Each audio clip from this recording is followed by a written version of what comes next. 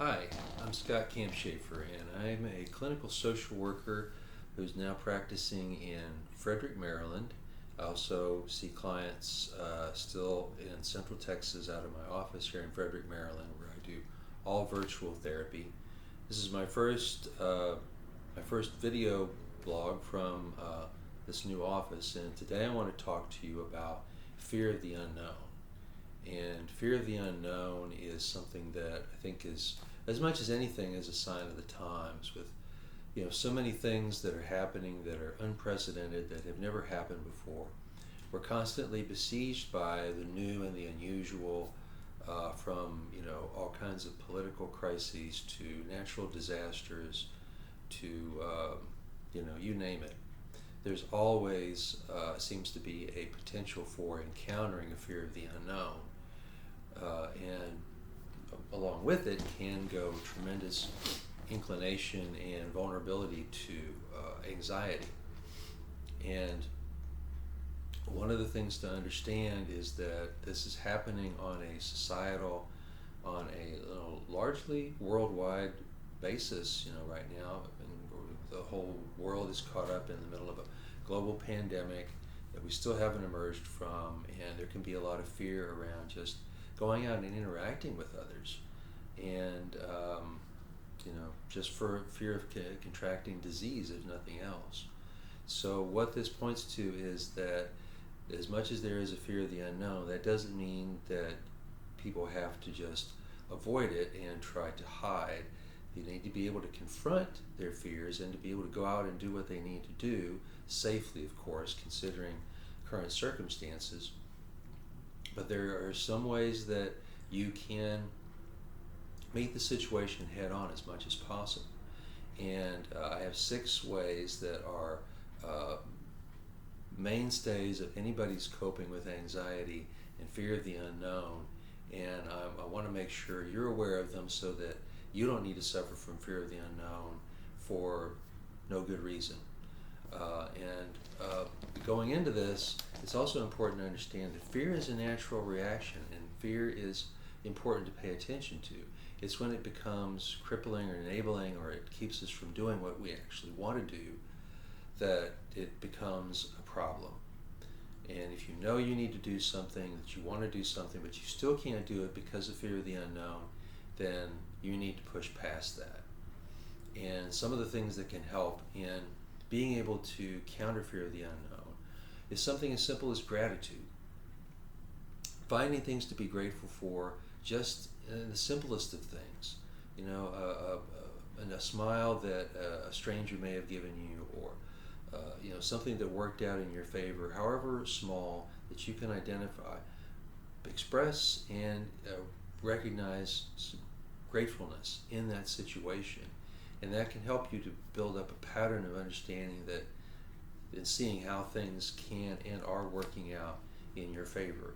Not all of the time necessarily, but at least some of the time. And that can give you a better ability to trust that if you go ahead and do this thing that's the unknown that you need to face, that things will somehow work out, regardless of what your brain is telling you in the moment.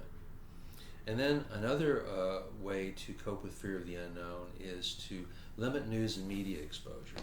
I say this in a number of my podcasts and a number of my blogs and video blogs, that we're bombarded with all of the terrible things that are happening around the world and in our nation. And there are things that are bad that are happening, but unfortunately news and media can give us a skewed view of that, so that we start to think that most of it is bad, and it just adds stress to us to be watching it for hours on end every day.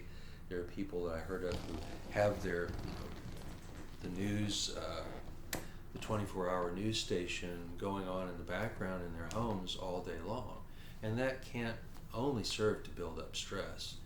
And confronting one's fear of the unknown is stressful enough without having all of these news reports, especially ones that tend to sensationalize all the bad things that are happening around the world, to keep us more inhibited from doing those things.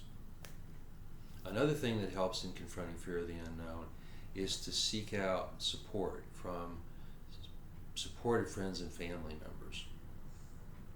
And these are mainly from positive people who are going to encourage you, people who are going to help you understand, are not going to necessarily downplay your fears, but they're not going to feed your fears either by saying, oh, well, yeah, if you think that's bad, well, what about this? And the main people you need to lean on are the ones that you'll reach out to on a regular basis, who are going to be encouraging, positive, and supportive. And you can't do it alone. And we need to be able to face our fears together with the support of others, hopefully ones who are forging new roads together with you, and who are doing and facing their own fears of the unknown. And then another important thing that can help with working against fear of the unknown, is being of service, doing something, volunteering. If you volunteer for a soup kitchen, or for a canned foods drive, or through your faith community, doing some sort of service helps you to see how you can be of benefit to others, and it helps you to be less afraid of people and of the world, because you're contributing positively to it.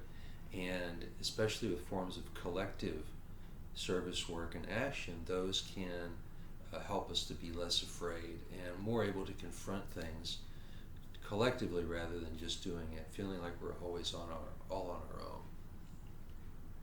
And then the fifth thing that I always want to emphasize with my clients, especially who have fear and anxiety, and especially with fear of the unknown, if you know you're going to face something that's new and daunting and challenging. I just moved 1,400 miles across the country. That was scary, and I knew that as I prepared for that I needed to strengthen myself by redoubling relaxation activities and relaxation practices, so that I wouldn't be so overwhelmed by the time we wound up moving up here.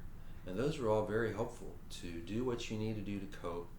And one of the best ways that people have of relaxing is by doing something called deep breathing. Other people do meditation. They may have a relaxation app that they use on their cell phone or their smartphone. It can happen in any myriad number of ways, but if you have a particular relaxation activity it's one of your go-tos, try to increase it in advance of confronting a fear of the unknown, and that'll make it more able to go through it and get through it successfully. And then the sixth way that I encourage people to cope with the unknown is by taking things as much one day at a time. And it can be 1 day at a time, it can be 1 hour at a time, it can be 1 minute at a time, so that you're not focused on a whole, today, tomorrow, the next day, a year from now. What you're going through and facing the fear of the unknown is important enough that you need to just focus on the small increments of time. Today, this hour, right now, because otherwise if you get projecting too much into the future, then that's when a lot of catastrophizing thoughts can come up, and they can discourage you from taking the action that you need to do to get through and to be successful in confronting your fear of the unknown. So these are some of the important ways that I think you can move into the future in a successful way, regardless of what it is that you're facing. And sometimes that can be too much for people, and if it is, then you reach out to the people that are supportive to you, and if they particularly encourage you to get professional help, go for it, do it.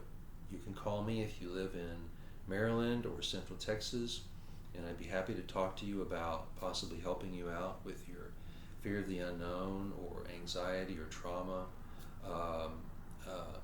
Call the number at the top of the page or fill out the form below the bottom of the blog post. This is embedded in on my website, and I can talk to you and give you some ideas about if I can help you with your particular set of circumstances.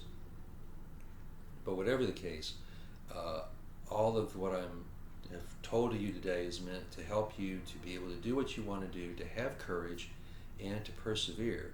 And keep in mind that courage is not the absence of fear, but it's acting despite fear. So I wish you all the best of health and wellness, the best of mental health particularly, and hope you take good care, and perhaps I will see you again soon.